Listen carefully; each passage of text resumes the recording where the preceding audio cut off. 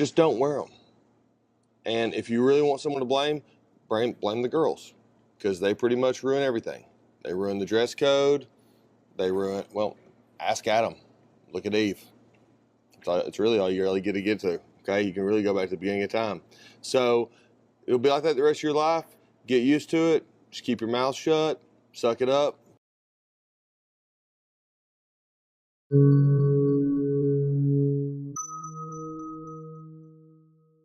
And one day I got dress coded because I was wearing a tank top. The tank top was dress code, but in the back you could see about this much of like my bra strap. Rule is that no undergarments can be showing, meaning underwear, bras, bra straps, like any kind like thing like that. How is that going to be distracting in the first place? How is that little piece of part, how is someone going to stare at you for that long and notice that and be distracted? The first time I was dress coded was in 5th grade. Yeah, that's when your body starts to change. That's a whole nother thing you have to deal with. What the dress code does to help overall, not necessarily with the individuality of the student, but more along the lines of not creating distractions, I guess, by trying to stay consistent. Distractions would be things like midriff, the cleavage, the back, anything showing from the behind, underwear, bras, that kind of thing, is very distractive when it comes to visual. It was a summer day, and I didn't realize that the dress code had changed and they were not allowed to wear tank tops anymore. And she had come to school with, a wide strap, kind of blousey tank top, and so she was called down to the office and told that her shirt was not dress code. And luckily I was home at the time, so they called and asked me to bring a shirt down for her, which I did. What the dress code is trying to do is just trying to create a standard so that everyone is treated the same, everyone acts the same, and are similar anyway. I was pretty angry. I said, I can't leave to bring her a new shirt. This is ridiculous. And they were going to make her wear a shirt from the lost and found in the nurse's office. And I said, that is not happening. So I came and picked her up and I brought her home and explained to the school that, I was going to be writing a letter to the Board of Education. And when you take a kid out of the classroom to go to the nurse to change their clothes or to call their mother and have to wait in the office until their mother gets to the school to bring them something, is making them miss part of their learning.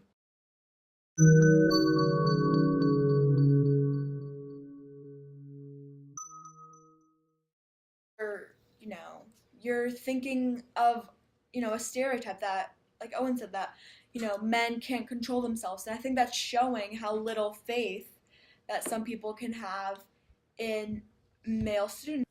There's really no tolerance for toxic masculinity, and our boys need to know that they need to treat girls and women with respect, and girls need to feel comfortable in what they're wearing all the time. We absolutely want the dress code and all policies to be equal across the board. I did look at the guidelines when I read this question ahead of time, and of the 10 guidelines, 8 of them could pertain to both, whether it be muscle shirts or whether it be various types of clothing or articles that you can wear. One was specifically for females, one was specifically for males. So it looks like it's fairly balanced, at least in the guidelines. How it's interpreted by the administration or teachers or parents can be more subjective. I wrote a letter, so I started calling around the other schools in the region to see what their dress code was, and I used that data in my letter. And I sent it along, and I was told, well, we'll see what happens. They're a stakeholder within the school. Certainly should have a voice. along with the teachers, along with the administration. Parents are also many times supportive of the students and their voice, and they should be heard as well. Well, the best way is certainly through student council to bring concerns to the administration and let them know what they're thinking.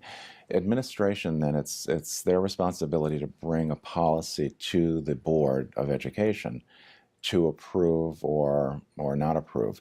We look at their feedback, their input into that policy, and that's how we make our decisions.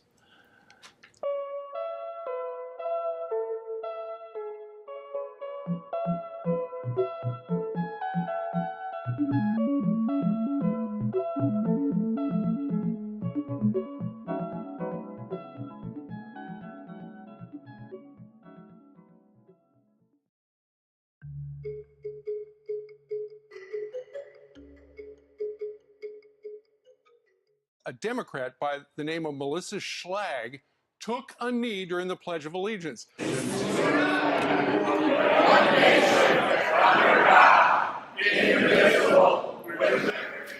I had actually been thinking about kneeling for a while for many reasons, whether it be the attack on our environment, the treatment of Black youth by police, whether it be immigrant children kept in cages. These all really bothered me. I wholeheartedly respect your right to protest. If that's what you would like to do that on your own time. I was frightened. I was scared. I felt alone. But I knew that I was kneeling out of hope. And I knew that this was for me. I felt powerful in that moment when I was kneeling. And I was hopeful that we could change our country. Melissa had many mixed reactions to her protest. I heard audible sighs like that as I was kneeling. I've never been afraid of controversy, and I will always speak my mind and be an honest politician, if you want to call me that. I got into politics because I hate politics, and I believe we need honest people there. They didn't say much that evening. Actually, they didn't say anything at all about my kneeling except for the sigh.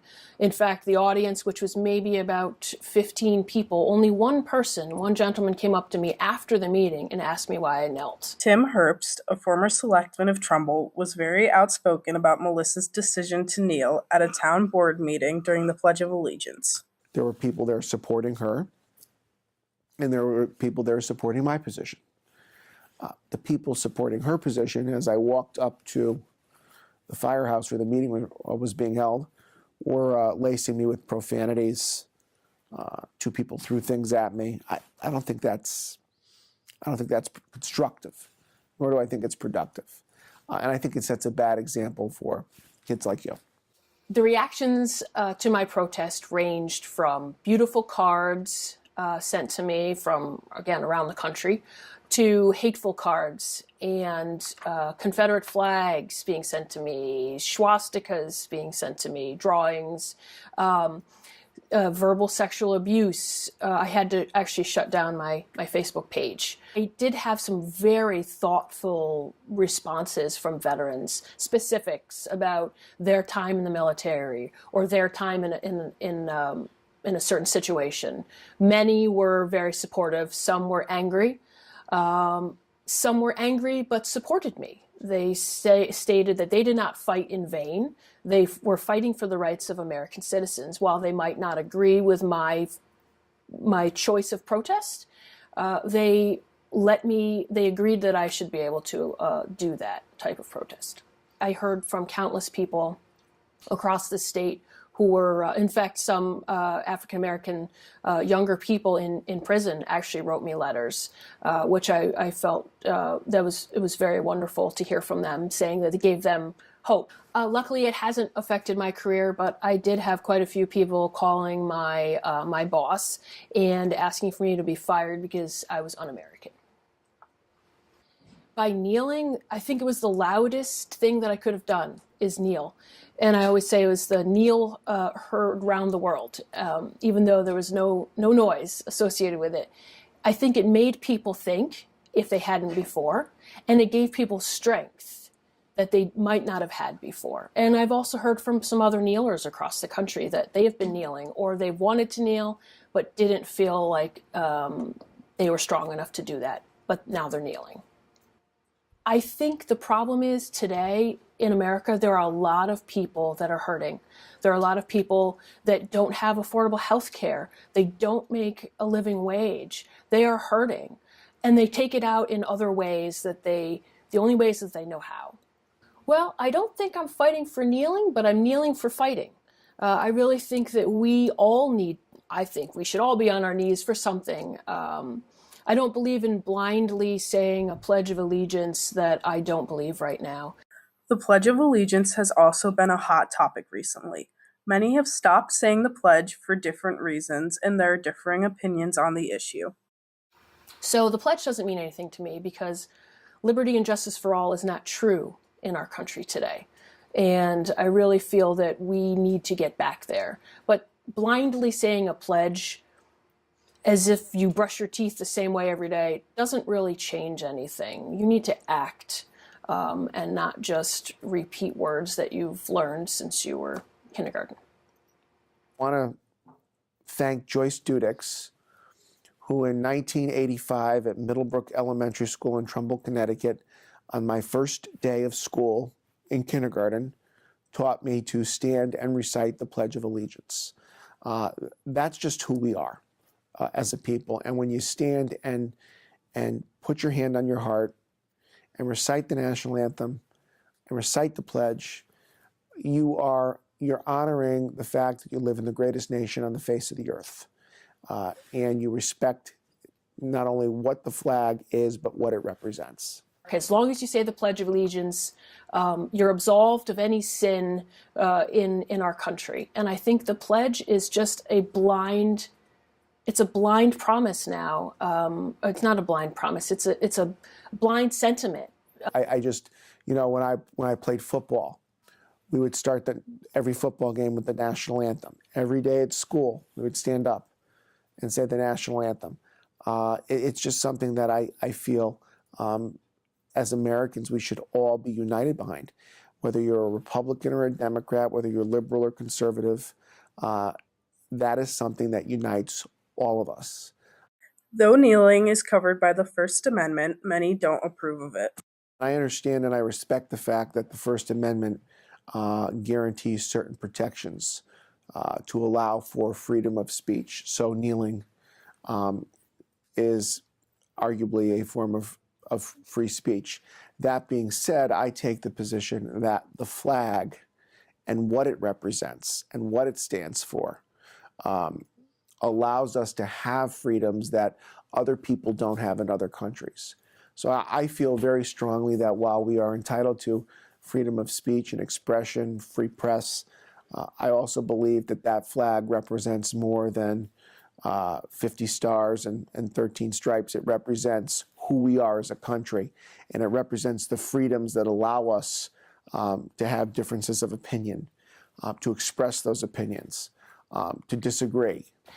Kneeling for me is a right that I don't take lightly, and I am proud to be an American citizen, and I'm proud to have the right to kneel. For more than 200 years, we Americans have argued about the American flag, from forcing Jehovah's Witnesses to salute the flag in 1942 to recognizing that burning the flag in protest is protected by the First Amendment in 1984. The debate continues.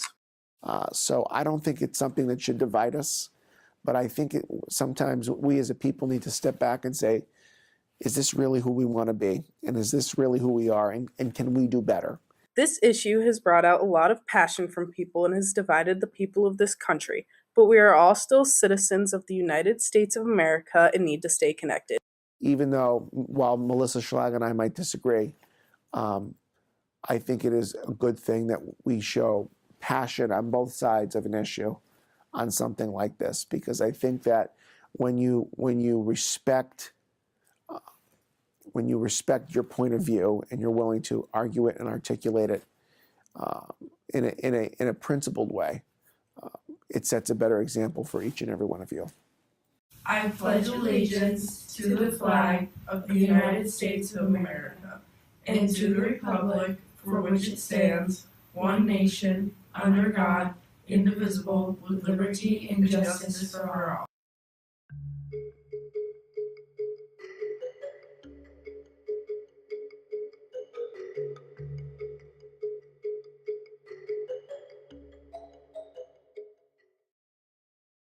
Second Amendment to the Constitution of the United States Bill of Rights.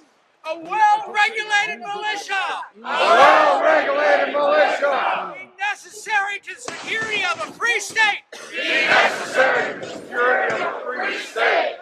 Louder. The right of the people to keep and bear arms. That's classroom today. What Those is are it? teenagers screaming as gunshots. As this year's project for our civics class, we decided to explore any possible solutions to the seemingly intractable problem. We began by speaking to local elected officials. And this is, Connecticut does not regulate how many.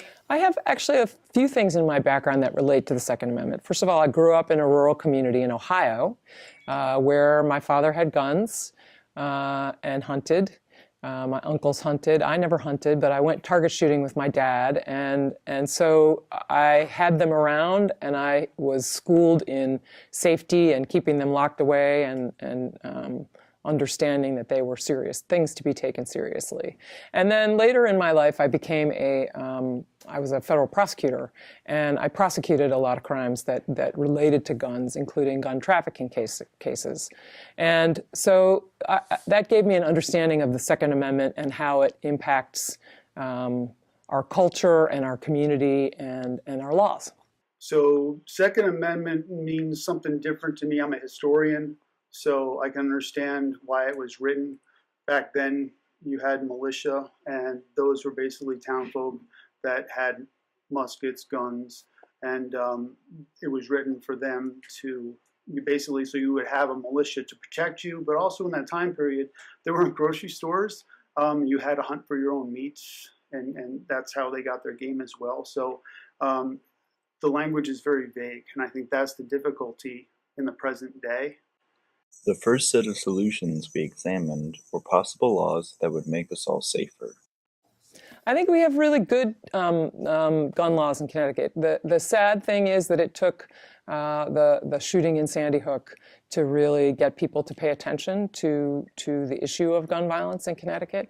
But I do think we have one of the, I think we're in the top, certainly in the top 5 states in the country in terms of gun safety laws.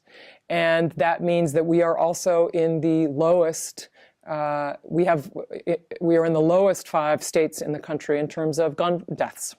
So there's a direct correlation between what we've done to restrict gun violence and the gun violence that has happened. Right now, Connecticut has some of the strongest gun laws in America. What's different, though, about the states is the problem. So New York has their own gun laws. Massachusetts has their own gun laws. We have our own gun laws. Every state's different, so we may not have access to certain guns here, but we can travel to other states and get that weaponry, in different ways.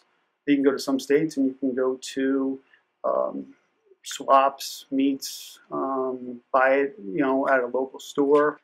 Here it's more difficult. So just yesterday, we had a long debate in Hartford in the Judiciary Committee, on which I sit, about new proposed gun legislation. There were 7 bills that are proposed on both sides of the gun debate. And we were there, the hearing started at 10 o'clock in the morning and it ended about 1 o'clock in the morning. So the conversation about guns can often be very polarized. Both sides convincing each other that they need to be afraid of one another, they're both out to get one another. So the issues on the gun safety bills that we're considering, for example, have to do with safe storage of firearms. We already have a law in Connecticut that requires loaded weapons to be stored in a safe in your home when there are, in certain conditions, when there's a minor that lives in the home or a particularly vulnerable person. The proposed law would extend that to unloaded weapons, and that comes out of a really tragic situation when a boy named Ethan Song died because of a firearm that was stored in a cardboard box that wasn't loaded, but the ammunition was right next to it. And so a friend of his assembled it and, by accident, killed his friend. Ghost guns. The other big additional gun safety legislation that we're considering this year is a ban on ghost guns. And those are guns, that is a term that's meant to refer to guns that you can, make on your own or print in a 3D printer. When you have an untraceable weapon, and that's these ghost guns, in many instances are created to evade the requirement that they have serial numbers and thereby can be traced. And then we also had some proposals that we debated about whether local municipalities should be able to regulate guns. And on the one hand, I'm in favor generally of more local control and giving towns the ability to make the decisions about the prevalence or use of firearms in their community to the local community. On the other hand, it does cause complications for people who are traveling through the state, for example, and have to pass from one regulatory environment to another. In order for someone to get a gun license in our town, they first come to us and they fill out all the forms, and then it goes to the state, and then the state has to approve it. And then it comes back, and I have to look over all the documentation from the state and the FBI and make a determination either whether I approve it or I don't. Another solution that was discussed was the possibility of arming teachers. Arming teachers, I know from my work with Connecticut Against Gun Violence is that a lot of teachers are totally against that. So you have that factor, and it would be up to the teachers to decide that. But overall, it would give you an armed individual in the school to fight back. That way, they're not just victims. But I don't think anyone really likes the idea of that, and I understand why. Even I don't like the idea of it. But people that suggest it are just really saying that that's an option. Again, because you'd have someone with the capability to fight back, good and bad on multiple levels. Be harmed. I do not think that bringing more firearms into a school environment is a way to create more safety for people.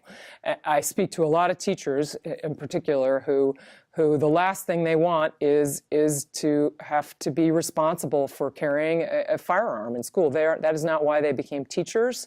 And the illustration that a lot of them say, what if I don't want to be responsible for that time that I don't lock my drawer and somebody gets a hold of that firearm that I'm responsible for. And so I strongly believe that, first of all, fewer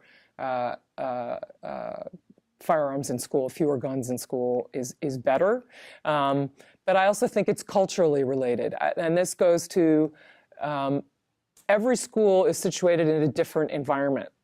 Some schools in very urban environments might need to have a security guard in front, might need to have a metal detector. That might make them safe. Youth protesting might offer a way out. How you feel about school students protesting in the March for Our Lives? I think it's good because they're pointing out the wrong. They're saying that this isn't what we want. We want to change from this. So I think it's a good thing for students to voice that opinion and let it be known. And then, collectively try and figure out, what do we do next? How do we fix this? Can we fix this? I love the fact that a lot of students stood up and protested. And keep in mind, I think there are some students, there are students who are speaking out on this issue in general. It's not all on one side, although it tends to be mostly looking for ways to prevent gun violence in schools. I think it's really important because it's very, sometimes adults can get cynical about it. We've been trying to do this for years, it never works, or we just can't, it's too hard, we can't do it. And young people like you and those of you in this classroom can stand up and say why. And you may come out on any side of the issue, but you have the ability to look at it with fresh eyes and say, I don't see why the world has to be the same way it's been for however many years. We can change it.